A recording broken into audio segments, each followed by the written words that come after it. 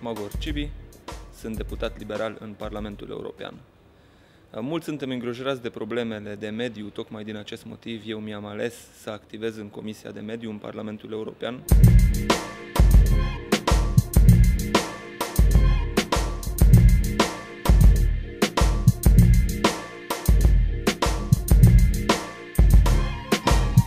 Îmi place foarte mult în Parlamentul European, în primul rând pentru că fac parte din grupul liberalilor și democraților din Europa.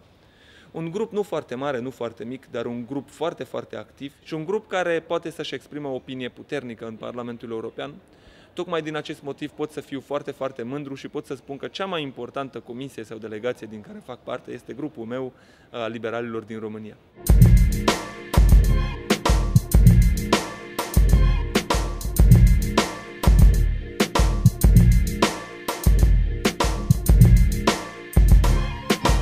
Sunt vicepreședinte al Comisiei de Mediu, Sănătate Publică și Siguranța Alimentelor în Parlamentul European, pentru că și pe mine mă deranjează problemele legate de protecția mediului. Știm cu toții ce înseamnă încălzire globală, știm cu toții ce înseamnă defrișări, știm cu toții că ne sufocăm în orașele mari.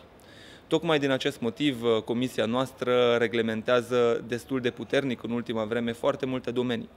Încercăm să reducem poluările industriei, încercăm să reducem poluările provenite din mașini, încercăm să reducem sau să mărim până la urmă spațiile verzi în orașe, încercăm să reducem efectele defrișărilor și până la urmă încercăm să avem foarte, foarte multe inițiative ca să putem să avem un mediu curat atât în Europa cât și în România.